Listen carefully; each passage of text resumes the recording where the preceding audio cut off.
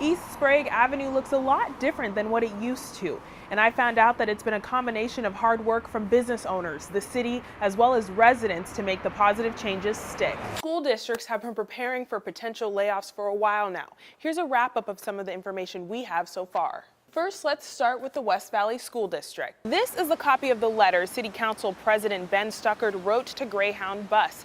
He says that they're allowing for people to be discriminated against. Well, Alexa, after October 1st of next year, your standard license won't get you on a plane. A woman is in critical condition tonight after being hit by a car this morning while she was trying to cross Division here just south of the Northtown Mall. And just a few days ago, just a few blocks up, a man was killed by a car crossing Division. So we're here out in front of the convention center, and Catherine Morris Rogers has wrapped up her speech, and this is what the scene looks like. We've told you about this project before, but now we're giving you a whole other look. Last month, 7 of our city leaders took a huge trip from Spokane all the way to Scandinavia. The trip turned out to be pretty pricey, but I found out a lot of that money came from a scholarship. Now, right now, District 9 and 4 other agencies have responded to this scene just off of Upriver Drive. The house is located on Upriver Bend Lane, and crews tell me that they're having a difficult time actually getting to the home. Hey, that's right, Whitney. When I tell you that we've got some dedicated cougs out here, I'm telling you the truth. Now, take a look at what we're seeing out here. Just a huge crowd of people. People are ready to spend the whole night out here. And I want you to meet Morgan and Jeff. They have a blow-up mattress out here. He was a good person. He loved to hike. He loved the mountains.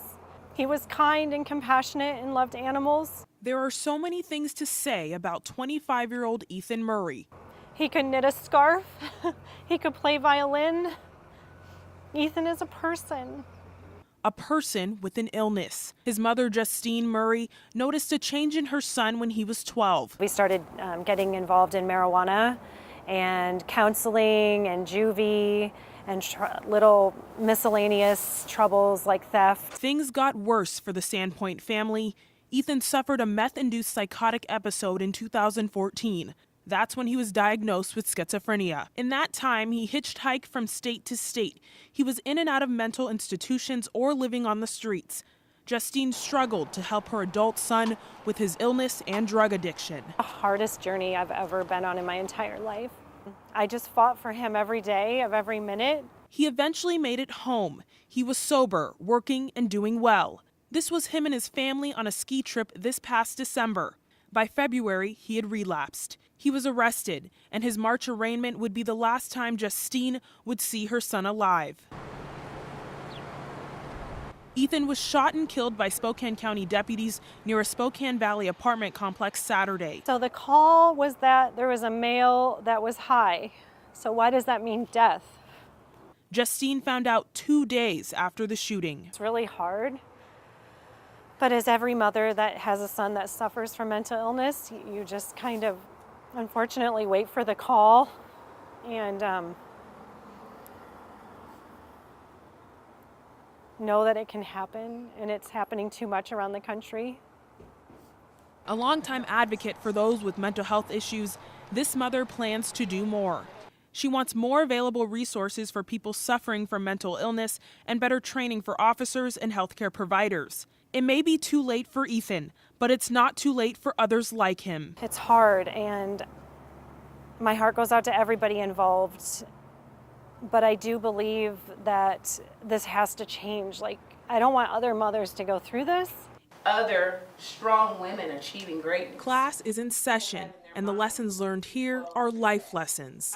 Being in SWAG, I feel like I can achieve more. Once a week, these female students at Rogers High School meet for SWAG. It means Strong Women Achieving Greatness. It's led by Jamie Stacy. SWAG was birthed out of my passion to mentor young girls, to let them see what success looks like and to create opportunities for them. Stacy was asked to come to Rogers last year to do a mediation with a group of girls. Mediation finished, but Stacy wasn't. I began to realize that there's more there's more that needed to happen. She created a safe space for these students to talk about their experiences as young women, to learn how to support and uplift one another, to build self-confidence, and find out how they can take control of their own destinies. Before we were fighting, this whole group literally hated each other. Having Miss Stacy around helps us a lot.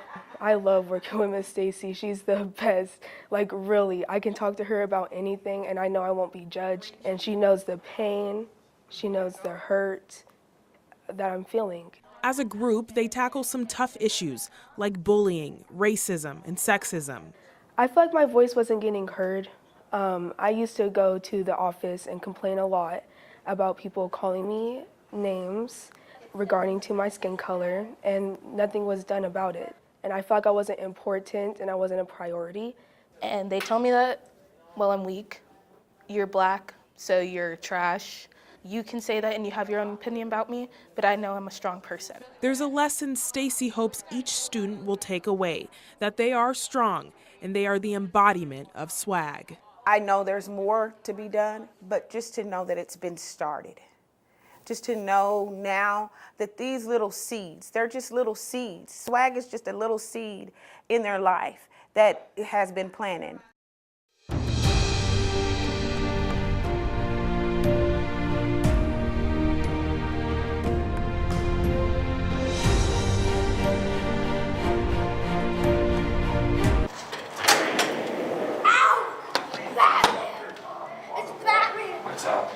Spokane's very own Batman, aka Officer Scott Heiss, surprised some students at Bemis Elementary School. For the second year in a row, the Dark Knight rises to have some fun with local students.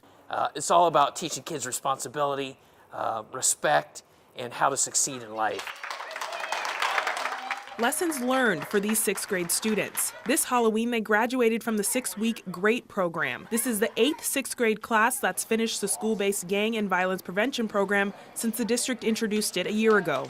We laugh with them, we have serious moments, serious conversations with them, and it's all about building that positive relationship with the kids. The GREAT program is still fairly new to Spokane, but it's been around for years. The GREAT statistics show after 1 year, there's a 39% reduction in odds of gang joining among students who completed the program compared to those who didn't. But I hope that we keep going as long as we need to reach every student in Spokane Public Schools for many years to come. So more students will learn you don't have to be a superhero to be great. Alexa Block, KREM 2 News. He was one of my best friends, like a brother to me. Babe, I love you. I love you and I'll miss you. Rest in peace, Eddie. Eddie, we all miss you, bro. Fly high, bro. Messages to a young man gone too soon. I've known him since he was in 1st grade, and he was just, a positive person. He was a loving person. He cared for everybody. He took care of everybody. What happened to Eddie was really tragic. He did not deserve to die like that, nor did anybody else. He was one of my best friends. 15-year-old Eddie Daniels III was shot and killed just blocks away from the place he found safety and solace, the place where he found an extended family, the Spokane Youth for Christ Center downtown.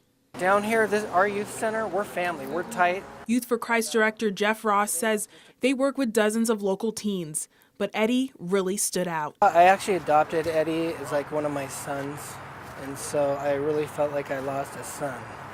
It wasn't just a friend or a kid that we work with, but a real son.